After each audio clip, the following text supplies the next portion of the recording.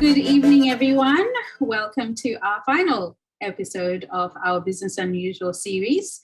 Thank you so much for supporting us throughout the last couple of weeks.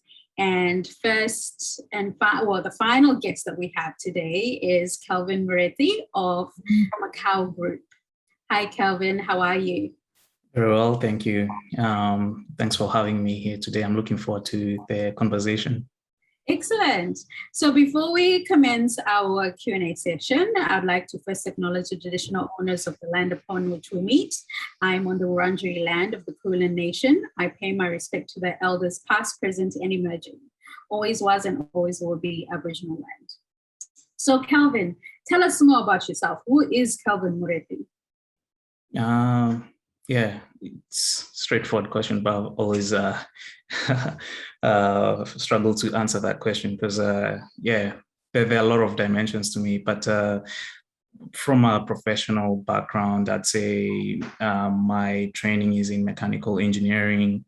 And over time that morphed into getting into the sustainability field in a niche called ESD, or environmentally sustainable design. So just figuring out how we can make our built environment more planet friendly and comfortable and healthy for humans or the people who are going to occupy those spaces. And then the other one is, I guess, as a business owner, started Makao in 2018. So been doing that for about just over 3.5 years now. Makao is essentially the vehicle through which I'm able to, I guess, engage with clients of various types, or clients coming from various backgrounds, from architecturals, property developers, more recently homeowners. So that's it, me in a professional nutshell. Broadly speaking, I'm just very curious. I'm very curious about a wide range of topics, a wide range of things, from technology to business to impact and all those other things. So at the moment, I'm just at that stage of really harnessing all the skill sets that I've learned or gained or acquired over the last 10 or so years, which is how long I've more or less been in Australia, and channeling them in different avenues. So whether that's in business, whether it's in some form of social impact, and other forms. I guess that's how I view my creative outlets. That's excellent. Well, you've managed to find your own little niche within your space, which is always amazing and good to sort of find a sense of purpose and passion. Yep. Tell me more about your mechanical engineering journey. Have you always wanted to be a mechanical engineer? It's a long while now. Mechanical. I've always had an interest in essentially things and how they work and how they're designed and how they're built eventually. Just very, sometimes I thought it was quite weird because it's like I just have a very odd interest in things, whether it's software, whether it's mechanical things and products. And I guess that just morphed into a broader interest in how you take something from a very conceptual thing or a theoretical framework into a physical entity or into a physical product that can be used in the public or in the world. So that's, I guess, the thing that pulled me into mechanical engineering. Then during my academic years, I had an interest in automotive engineering, which was pretty much what I was doing for my final year research project, which is a 12-month stint. I had an interest in getting into that because I believed that was the ultimate form of going from an idea or concept to a physical product out there in the world. You can see it being utilized in the world. But unfortunately, that was around the same time when most of the auto manufacturers were pulling out of Australia. So Ford, don't know whether people remember that. Ford, Toyota, I think Mitsubishi, and Holden as well. They're all, I think it's only Ford that remained, but only had a design team here. So yeah, I had to find other avenues to get into. But yeah, so I guess that's where the interest. It's really an interest, an innate interest that drew me to it. I like the practicality of it as well, and then being able to swing between the theoretical world and then the practical world as well, and then creating solutions, which is ultimately that's what engineering is: problem solving and creating solutions. Well, I sometimes even think I probably should have done engineering, considering how much I love to, similar thing, pull things apart, try to figure out how it works, and then, put it back together or find a better way of, putting it back together. Yeah. Really good that you were able to sort of align your innate interest with what you then ended up studying at university. So in your journey of then becoming a mechanical engineer, what made you decide that, okay, it's time for me to start a business? Good question. I guess it's another curiosity I had. I'd say so. It's more of a curiosity, really, because it's the way I see business. It has the same attributes to engineering in a way. So you have different components. So whether you have like the product development side, the marketing side, the internal team side, the sales side of things, and figuring out how to make all those sub-components work together to get us a certain outcome, a certain desired outcome. So that's how I more or less view it. So I think it was sooner or later it would have happened. But in 2018, when an opportunity presented itself, I decided to take it on with both hands and pursue it and just see where that goes. The other thing is also I see business as something that doesn't have a lot of the metaphorical glass ceiling. So there's always something new you can pursue or push. So those are the kind of things that I'm always looking for. So being able to have the free range to pursue different interests and move in certain directions that you're curious about or interested in, and just exploring ideas and creating value in the process for other people. So like in our case, coming up with solutions that help our clients achieve whatever it is that they're trying to whatever outcomes they're trying to achieve. So yeah, it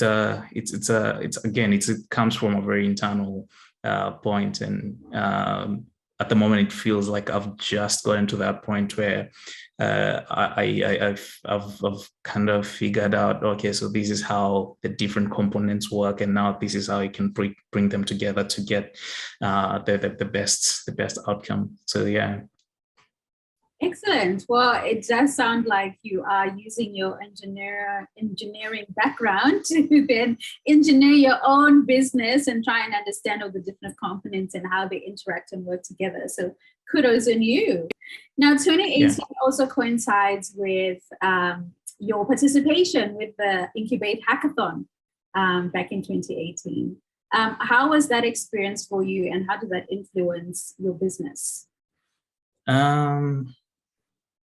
2018 was an interesting year because that's just when I had I think the hackathon was when I had just gotten into business, or just before. I can't remember exactly when that was. But as soon as I got launched the business or committed to getting into it, I realized that there are so many things that I didn't know or wasn't aware about. Because the thing is, when I got into business, I had the idea, I had the technical knowledge, but then that in itself is not enough. So there are all these other things that you kind of need to figure out, and skills that you need to build around yourself, or ways of thinking or mental models that you need. So I think the hackathon was good at that particular point in time, in that I was able to kind of think of what are some of these other things that I need to, because I think one of the things we did was the it's kind of like the business model canvas thing. Yeah. Where you get to kind of have a zoomed out view of what the business is like. So not just the technical expertise or the core product or service that you're offering, which is just one part of the puzzle, one piece of the puzzle. But then you have all these other things. So I think that's probably what I gained most from the hackathon. Yeah. Again, it was mostly getting into those environments where I could upskill and learn about the things that I didn't know about. Because I did have knowledge gaps back then. So the hackathon was a good way to fill that up. And also meeting new people, meeting interesting people. I remember there's a few people I met during the hackathon that we've remain not super close, but just in conversation over the years, just following their journey from afar and vice versa. Excellent. And so now, when you then identified that there's certain skill gaps or knowledge gaps that you didn't have in the process of starting your business, how did you go about filling those gaps? Was that through additional attending of other networking events as well, reading, or did you end up actually employing specific people to fill those gaps for you? It's a combination of all the above, really. Because I remember I did go to a few more, two more programs that were similar. So there was one run by RMIT University, which was I'm an alumni. Called the RMIT Activator Program, and then there was another one called Cultivate Program, which was funded by Launchvik. So I'd say those three programs really, and until this day, have really shaped how I view business and how I think about opportunities as well. Especially because what I realize it can be challenging. It can be easy to confuse an opportunity and an idea. So what the hackathon and the accelerators and what they help with is figure out whether this is just a good idea or this is a good opportunity. And if it's a good opportunity, then you can quickly test it out before you invest a lot of time and resources into it. Whereas if it's just a good idea, you get a feel of it by the end of the period. By the end of the period. So there was that, and then obviously self-learning, that has been definitely a big component of it. And then over time, figuring out where my interests are. So at the moment, over time, I realized my interests, aside from the technical side of business, has been in the marketing space, marketing and sales. I really enjoy that. It's very people centric, so I enjoyed that bit. So I decided to continue going deeper and deeper in that domain, and then the other domains were just getting people that are a lot more qualified than I am to help out. So pretty much either outsourcing or getting softwares or tools that can help out with taking care of those parts of the business. Yeah, awesome. Yeah. And so in your journey of then starting up your business, you decided that you're going to go into sustainable engineering. and particularly, thinking about the effects of building construction with a wider environment. Why sustainable in engineering and in that sustainable development space? Good question. It was a it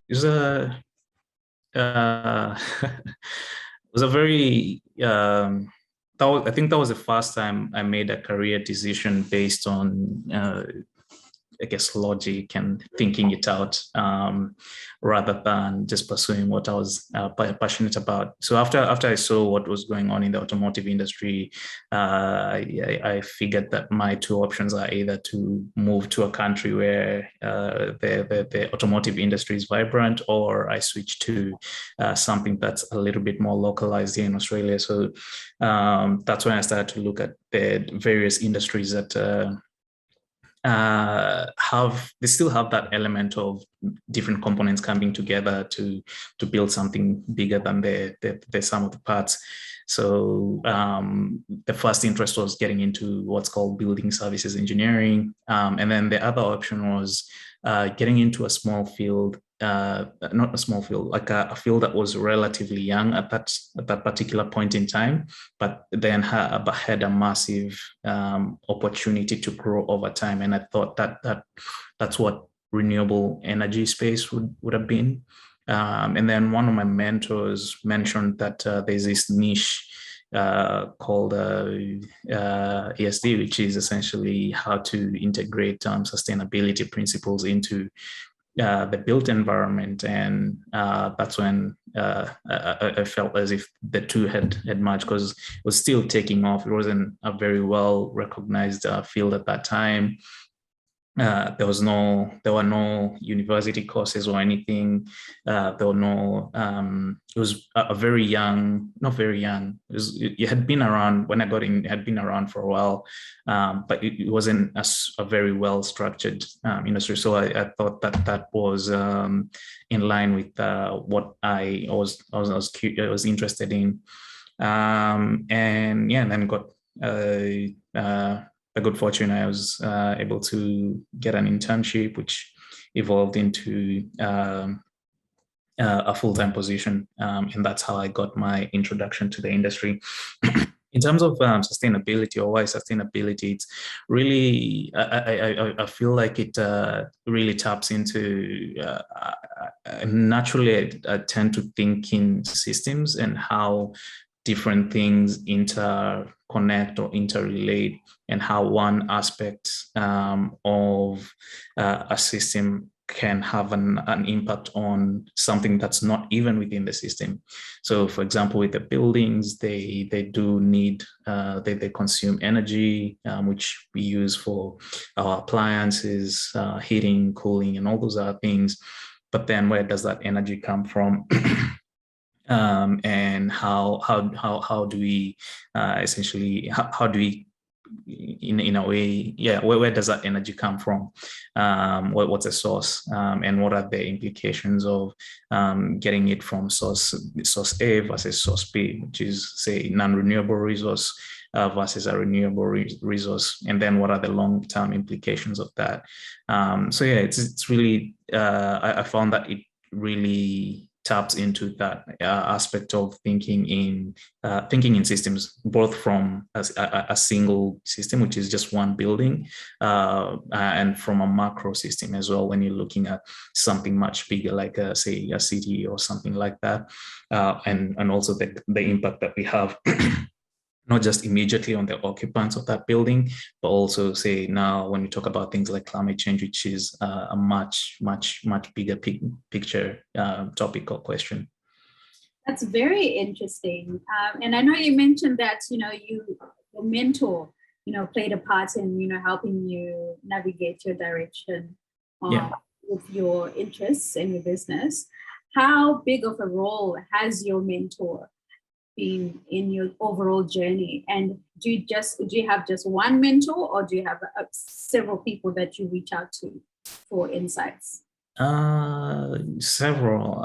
Started out with one because I realized that you get something something different from everyone. So it depends on what kind of, because initially my thinking around mentorship was kind of sit at the footstool and listen to the wise words of the mentor. But it's really a two-way thing. It's a two-way dialogue, and the more questions you ask, the more you get out of the relationship.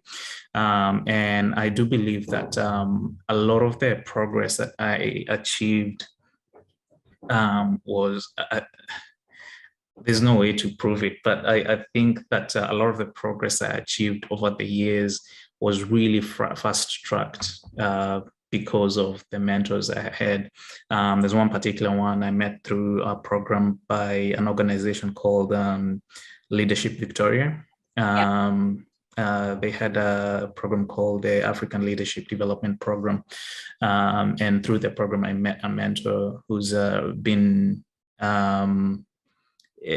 probably made the biggest impact in terms of the trajectory that I've had over time, not just in terms of sharing the experience and the expertise, but also in terms of making introductions and introducing me to other new mentors as well, and also understanding the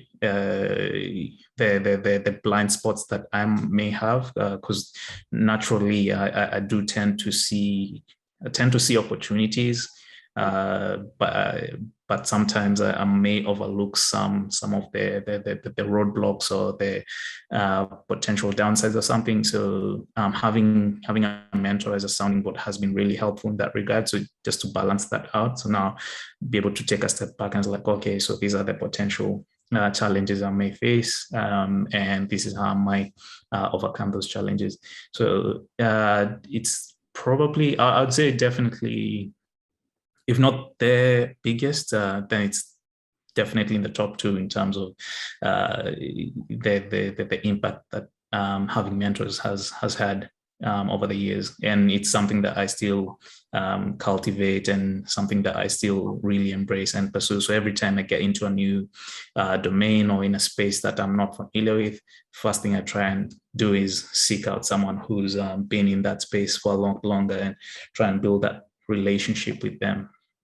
Yeah, that's amazing. I too actually am a graduate of the African Leadership Development Program. Oh yeah. How good. I love that program. Really taught me a lot about not just myself, but other, like how to. They did a really good job at getting a very diverse group of people. So you get to meet people that normally you'd probably never even engage at a very deep level. So yeah, I love that program. And then the mentorship dimension was probably the best thing that I got out of it as well. Yeah, that's amazing. Yeah. And so what kind of advice would you provide to someone who's thinking of starting a business and just not sure how to navigate that whole process?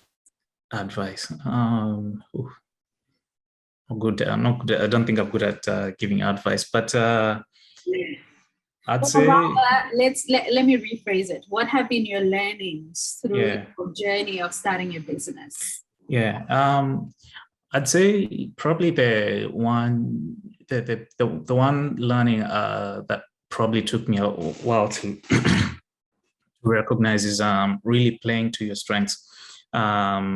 And getting into things that you're generally interested in, because what then happens is that it accelerates over time, and you get like compounding returns over time, and that comes in handy even when you're thinking about things like even from a marketing perspective, when you're doing something that you're generally interested in, then it becomes very hard to imitate or copy that thing, because it's you, like it's your thinking, it's your, like it's all about you, and it's very hard to replicate you.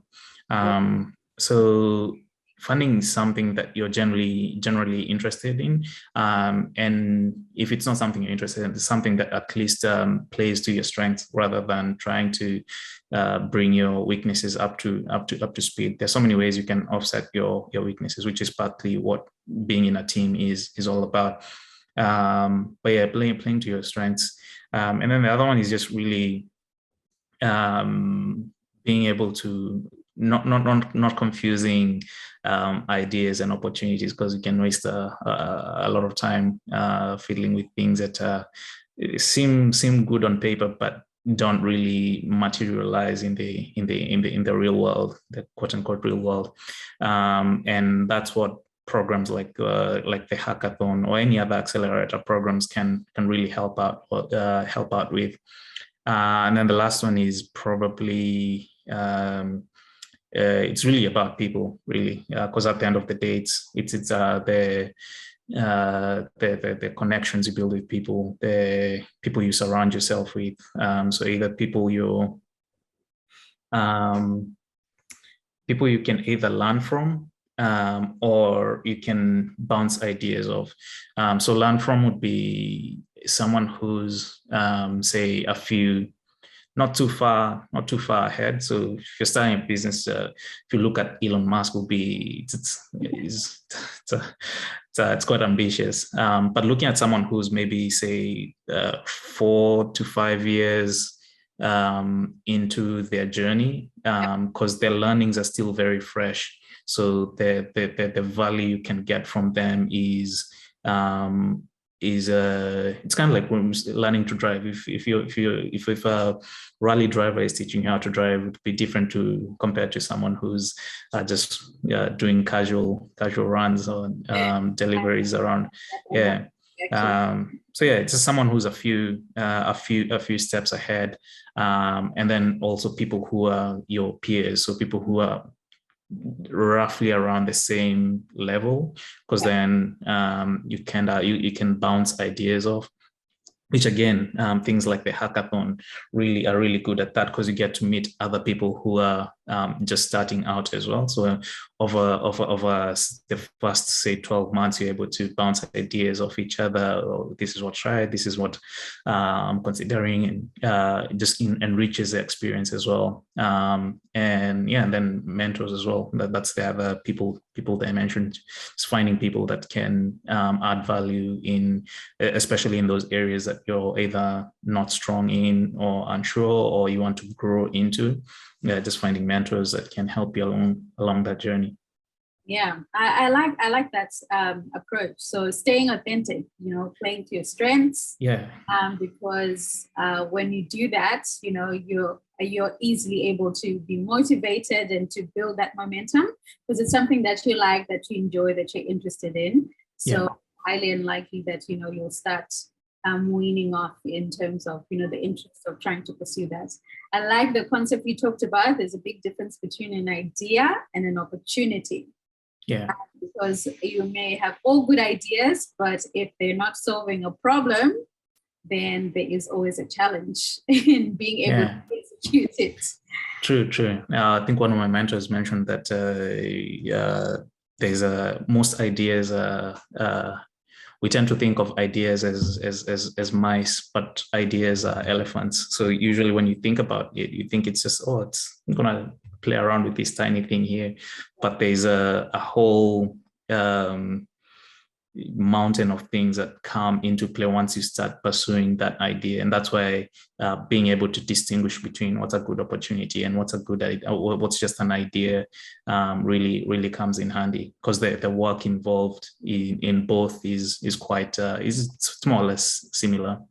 Yeah, so true. Yeah.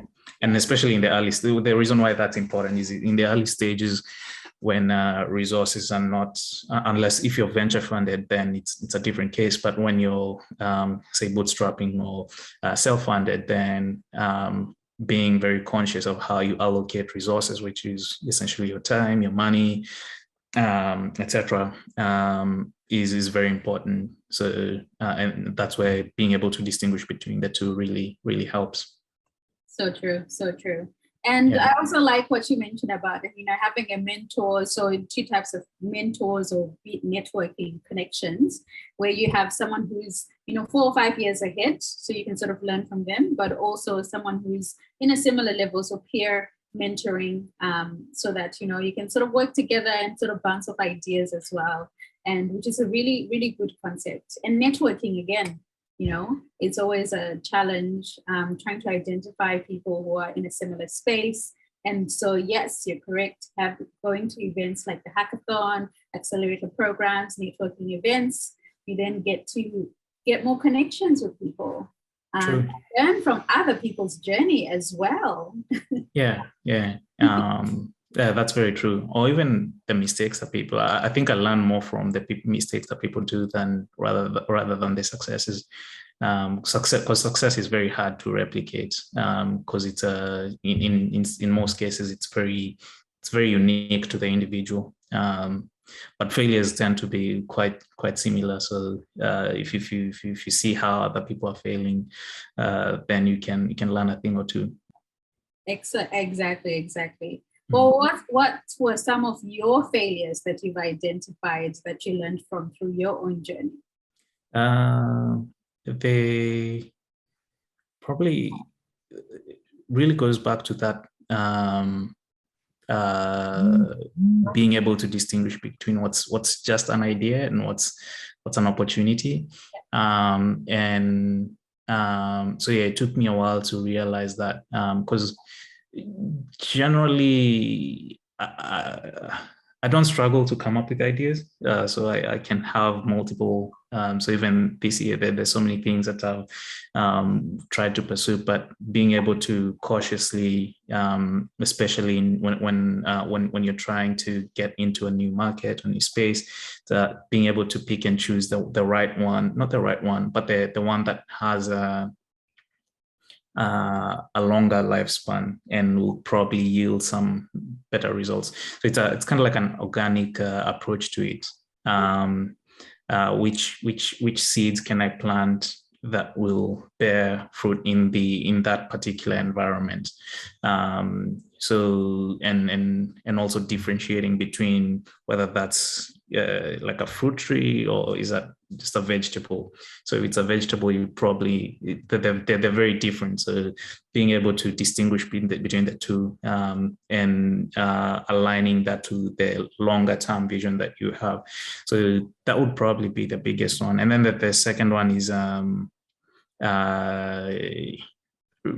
not playing to my strengths. So for a while, I did try to kind of do everything and try and learn every single thing, but I got to a point and realized that I got more value and traction by just picking a few narrow domains that I would specialize in, and really go deep on those areas, and then just get other people that are good in other areas to do their thing as well.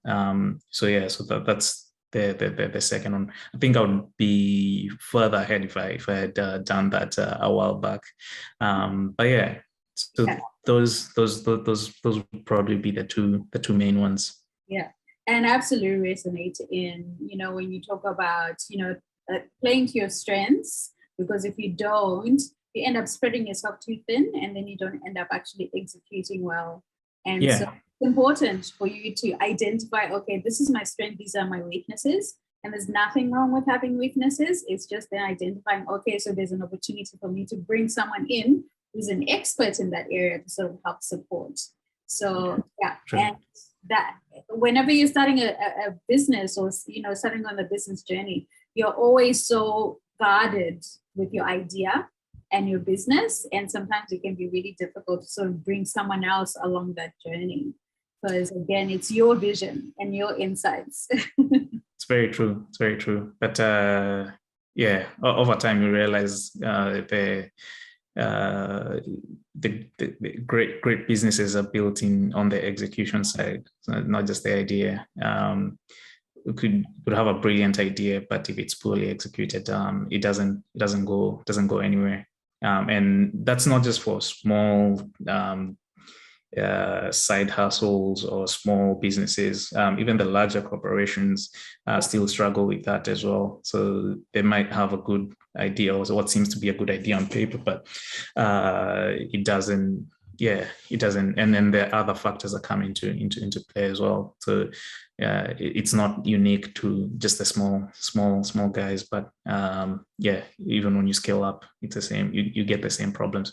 It's just at a massive. It's just at a much bigger scale. Yeah, indeed. I like that. So great businesses are built on execution and not great ideas. Something too that I'll definitely be quoting. Yeah, the idea part does it definitely comes, like it does definitely helps, but it's only I don't know whether it's half or less than half, probably, which is why you can be a little bit guarded because you think that the idea itself. But there's some industries are a little bit different where you actually need to either copyright or trademark or whatever it is, whatever idea you have. Most I'm presuming in the creative domains, especially, or in the inventive domains. But in most areas, it's really about the execution. Like if you have a proper execution, channel or roadmap, you're more likely to, like, your chances of succeeding are much higher.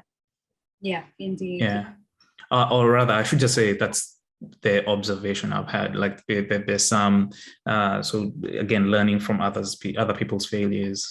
So I've seen the people who tend to focus on just the idea. They do get to a certain point, and there's a little bit of a roadblock. Whereas the people that have a really good execution roadmap or strategy, then their odds of success is much higher. It's actually a concept I got from a book called I've forgotten the name, but yeah, it's they talk about how so for example, they use a case study of Toyota when they were introducing the Prius, which was a very relatively new concept when they introduced it. And the likelihood of the Prius succeeding was quite low. And then he breaks down how over time Toyota kind of built out this strategy in terms of how they would reduce the risk of it flopping from, say, 95% to maybe like 10 to 20%. And now it's regardless of what you think about the Prius, it's a relative commercial success. So the execution bit is just as important as the idea, and spending a lot of time girding or building out the roadmap is equally as important. Yeah, indeed, so true. Yeah. And so throughout your entrepreneurial journey, how have you been managing your own mental well-being? Because I can imagine, great successes and great failures and the ups and downs and in and out of running your own business. How have you been managing your personal mental well-being? Good question. I think that took a while to figure that out. But I think it was the biggest way I've I guess incorporated into how I do. It's figuring what my ideal work style is. And going with the flow of that work style rather than doing things because they have to be done. So for instance, I go through phases where I just have a drive to do things, like do practical things, where like to do practical things within the business. And then there are periods where I'm more I need to take a few steps back and take a bigger bigger picture of where the business is now, where the business is heading in the next 3 months, 6 months, 12 months, and then even a much bigger picture in terms of where I think we'll be taking things over the next 3 years, and also looking at the market, looking at the industry, what's happening in the industry, et cetera, et cetera. And then just being able to navigate between those two headspaces. So there's the, I'd say, the 30,000 feet view, and then coming back to the ground floor where you actually interact on a day-to-day basis with calling clients and marketing and project delivery and all that stuff. So being able to transition between the two has helped, and not forcing myself to be in one headspace when I need to be in the other, because I found a lot of pressure was coming from doing that. So that's probably been the big one. And then the other one is just I wouldn't call it time management. It's more of being able to know how to prioritize things as well. So there's some things that are incredibly important, and then there's some things that okay, and then there's some things that can be pushed. So being able to know, okay, this is what needs to be done now, and then that relieves the pressure of, oh, I need to do all these things in one go by the end of the night. So being able to shift the focus depending on the priorities. Which is essentially being able, knowing where to target your focus at any given, whether it's day, week, week of time. And then the last one is breaking things into, I try and break things into kind of like sprints, if you may, whereby it's condensing it into like a two-week thing, a 2-week time frame. That way it's not too long and it's not too short as well. So if I want to do something new, instead of saying, oh, this is going to take me a huge amount of time, just going through that 2-week sprint, breaking it down into two-week sprints. So focus on maybe the planning phase for 2 weeks. Maybe the executions phase will be another 2 weeks, and then if I'm not able to finish in that 2 weeks, I just extend it to the following. Just random mental models that I've picked up over the years, and found ways to integrate them into how I not do, or mostly think. It's more about how I think about things, essentially. And then then the last one is again, people, and so for me, people is one of the ways that I do get kind of like a sense of rejuvenation in some ways. So people relax in different ways. So for me, it's people, discussing ideas with people, talking to people, or just creating new experiences. So which is obviously not possible at the moment given the lockdowns, but that has been one way to do that. So figuring out what's your it's kind of like your release valve, sorry for the mechanical term, but how to just come down and separate yourself from the work a little bit for some time, and then come back into it when you're refreshed. Yeah, so true. So true. Very important to being able to delineate yourself and the time management in that aspect as well. So what's next for Makao Group? Good question. We just had Pooja, was graduate ESD consultant, joined the team, so that's been exciting, getting her all set up, and so the focus would be really just to continue doing what we're doing, but a slightly bigger scale. There's several niches that we are currently looking at. that we're planning on how to get into those spaces over the next 6 to 12 months. And then there are new services that I'm planning to introduce that are slightly removed or slightly separate from the sustainable development engineering part of things. So that will be coming out maybe to the last quarter, so sometime in October. Sometime in October. At the moment, it's a very, it's not even beta stage, probably alpha stage. So it hasn't, we haven't made it public just yet. So there are a few new products that a few new services that are coming in, and really betting on where we think the world will be heading over the next 3 to 5 years, and then just positioning ourselves to be able to capture some of that value, not just for ourselves, but also for the clients that we get to work with in the future as well. Fair enough. So yeah. Yeah. So how can we support Makao Group?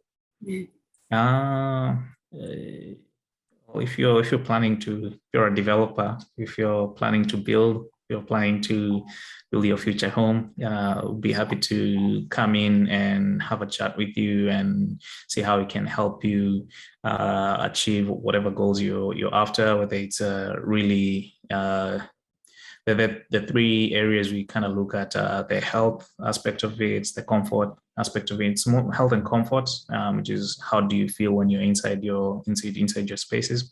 But if you're not there yet, we have an online presence. So yeah, if you just follow us on, it's LinkedIn, which is our main channel. We'll have a YouTube channel where we upload podcasts.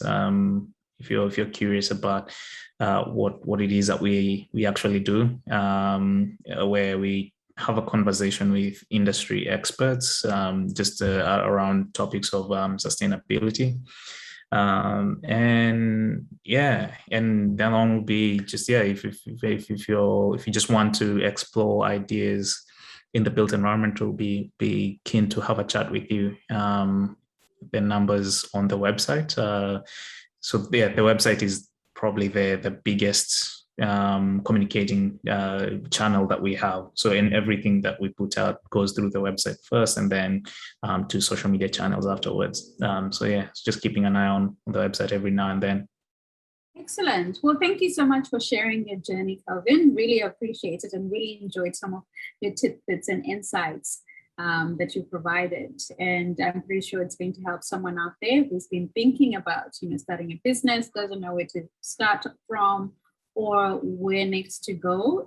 So really, really appreciate your time this evening in our forever never-ending lockdown here in Melbourne. Yeah.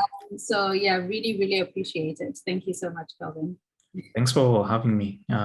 Enjoyed it. It was, and it's also good to see how far Incubate Foundation has come since 2018. They're still the early days, and yeah, keen to see how it morphs over the years as well. And hopefully, if Makao grows us to a larger scale, see how we can potentially partner up as well. Absolutely. And also looking forward to your journey with Makao and how you sort of develop and progress as well. Well, ladies and gentlemen, that brings us to the end of our session and our series. We will be uploading all the videos to our social media platforms so you can rewatch them. Please share, comment, and let us know what you think of the series. If you want us to run more series, if you know of anyone who you reckon we should be interviewing, do let us know and send us a DM, an email. Happy to sort of have those conversations. But short to say, this series has been very illuminating and very insightful. We've had a diverse range of entrepreneurs from our community who have been sharing their journey, and there's so many tidbits and learnings that we got from there. So really, really amazing. So thank you all. Have yourself a wonderful evening. It's a nice balmy evening here in Melbourne. So definitely going to be enjoying the warm weather as spring has sprung on us. Have yourself a wonderful evening, and we'll catch you in our social media. Thanks everyone. Have a good one.